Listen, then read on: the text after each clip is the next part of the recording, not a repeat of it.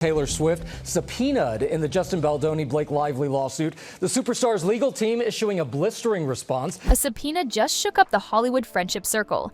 And this time, it's Taylor Swift caught right in the legal crossfire. That's right.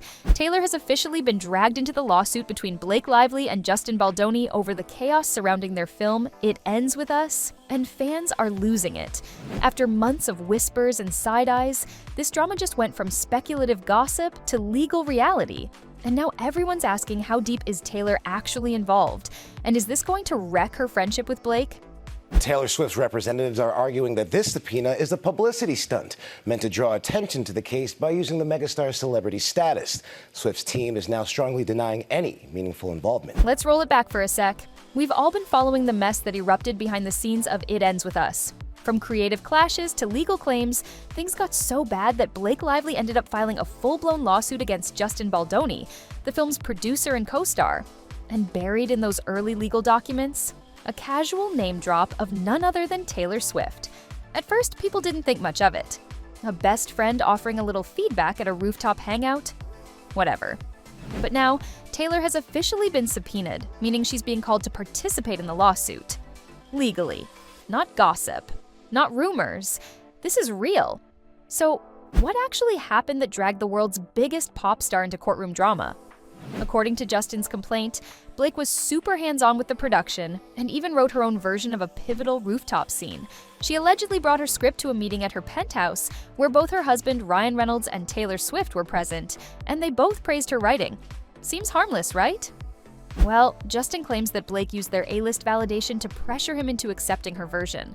The legal docs even quote a wild message from Blake comparing herself to Khaleesi, saying she had dragons, aka her famous friends, ready to fight for her. That's when fans started piecing it all together.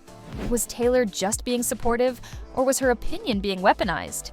Did she even know her name was going to be dropped in legal filings? And is this why Travis Kelce recently unfollowed Ryan Reynolds on Instagram? Because if you think Swifties weren't already analyzing every pixel of this drama, that little unfollow sent them into full detective mode. Even more explosive, there were earlier reports saying Taylor and Blake's friendship was on rocky ground right after she was first mentioned in the suit. Allegedly, Taylor was hurt by the situation and needed time to process the drama. But sources later claimed they worked it out and their friendship survived the mess. That seemed to calm fans down. Until this week, Taylor Swift's team just confirmed she has, in fact, been subpoenaed, and they were not holding back.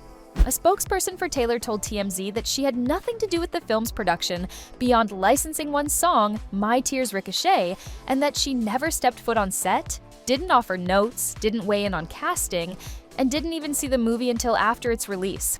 Her team called the subpoena a publicity stunt meant to draw headlines, and baby, it's doing exactly that. So what does being subpoenaed actually mean? It means Taylor is now legally required to participate in the lawsuit in some form. Whether that's testifying in court, giving a sworn deposition, or handing over documents, that part's still unclear. Her legal team will probably fight the subpoena, or at least limit what she has to provide, but her name being in the mix, it changes everything. Taylor Swift's team firing back after an attempt to subpoena the superstar as a witness in the legal battle between It Ends With Us co-stars Blake Lively and Justin Baldoni. Meanwhile, Blake Lively's lawyer isn't letting up either. He confirmed that Blake will absolutely testify at trial and hinted that other witnesses, people who allegedly saw or experienced misconduct on set, will be speaking too.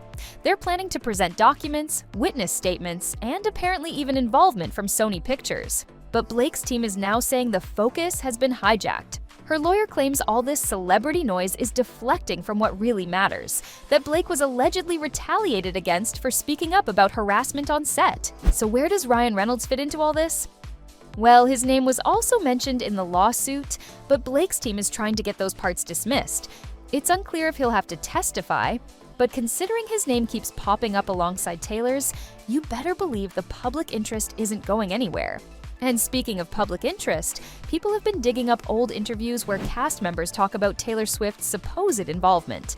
One actress claimed that Taylor actually helped her get cast by watching her audition tape with Blake and giving it a thumbs up.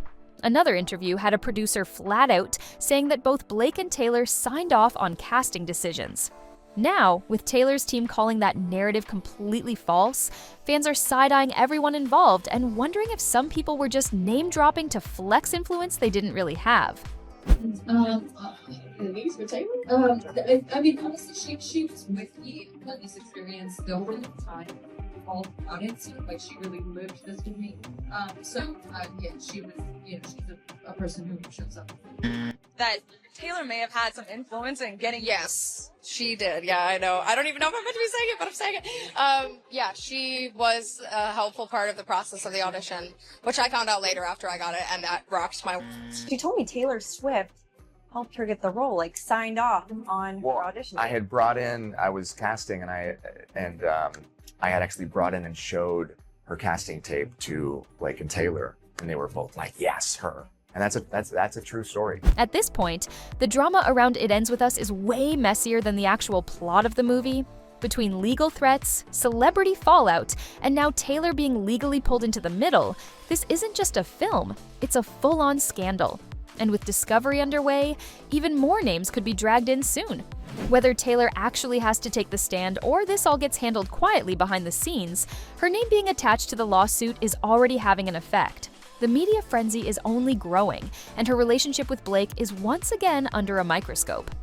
Let's just say this, if you thought Taylor Swift's biggest battles were with Scooter Braun or Joe Alwyn, think again.